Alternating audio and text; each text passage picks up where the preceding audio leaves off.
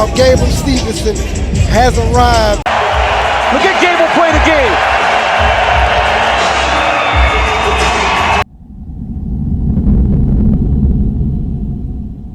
Coxzilla should have known better than to trust a man like that, you know? Basically 4 or 5 guys on Earth that are in this like championship caliber class, and you're already there, which is nuts, and you haven't even fought in the UFC yet. And I know Gable personally, and I like Gable.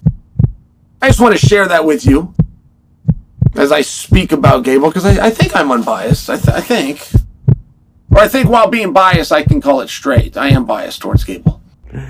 Gable did sign with the UFC, okay? Gable Steveson signing with the UFC.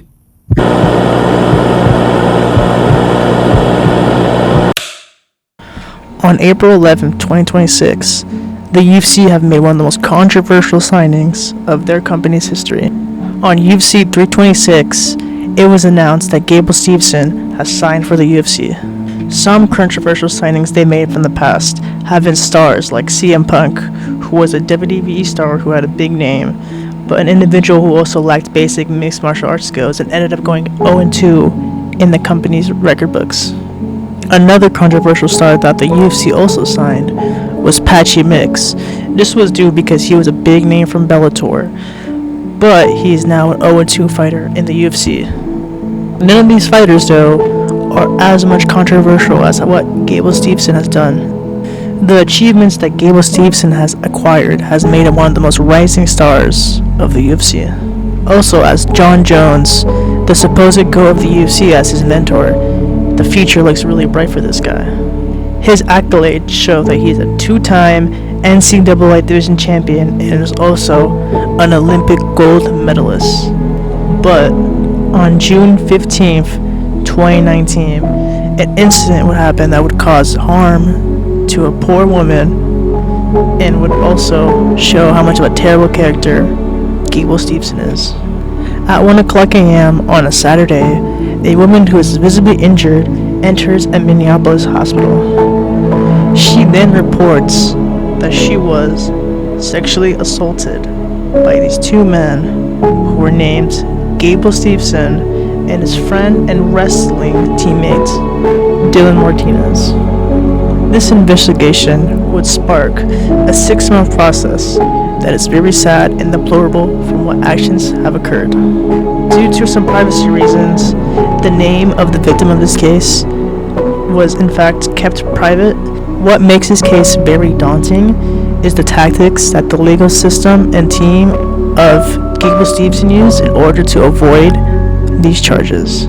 It honestly saddens me on why these loopholes begin with, because the reason why these loopholes begin with is for a lot of these rich people who have really good lawyers, and they use it to exploit them so they get a lot of their people out of jail and free.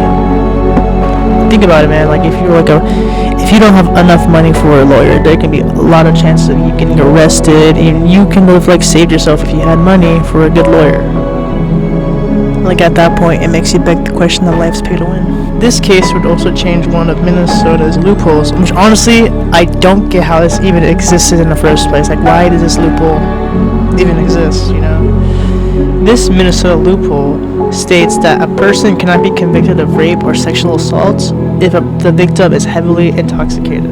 Now, reading this loophole, it also makes no sense, because if a victim is forcibly given drugs or forcibly intoxicated, then does that mean that they're no longer able to report if any assault occurs? Like, that doesn't make sense to me on why this loophole became a thing in the first place. Gable Steveson was arrested on June 15th, 2019 on Saturday, and he was only in that jail cell for the weekend and was only held in that for 2 days while the police were reviewing the case files for the report. It's also really saddening how for criminals in these type of cases on which they're only held for jail for 2 days, which is crazy to me, and he gets released without bail, so it's like they don't even have to pay anything in order to get the person out. Another sad thing to hear about this case is the punishment that Gable Steveson got initially when he was first arrested. Another sad thing to note is that the suspension that Gable Steveson and his teammate got only lasted 6 months. It Gable Steveson was able to compete again on December 20, 2019, and that's when his ban was officially lifted. So he was able to compete the same day his ban got lifted. Ultimately, Gable Steveson and Dylan Martinez were released from their charges due to the loophole previously said and due to inadequate evidence. Yet again, another day where the legal system fails us. Another sad piece of information to know is that on September 15, 2021, Minnesota has changed its consent and intoxication laws to prevent the major loophole from voluntary intoxication from happening. Yet again, it makes you beg the question on why they even had the loophole to begin with. Now that Gable Stevenson is running out as a free man, us UFC fans are forced to watch him.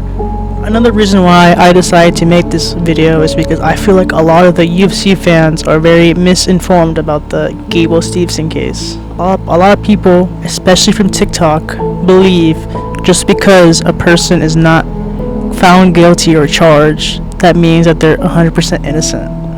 But in this case, Gable Steveson and his legal team used the loophole in order for him to be free.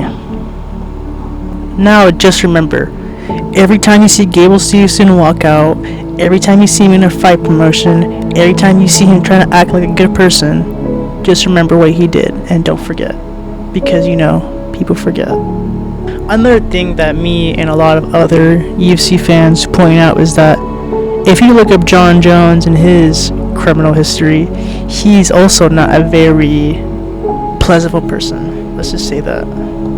John Jones has physically assaulted his wife and has been on many DUIs. So for Gable Steveson to look at John Jones and be like, hey, you're my new mentor, that kind of doesn't sit right with me. That kind of just shows how two bad people can become a pair, and yeah.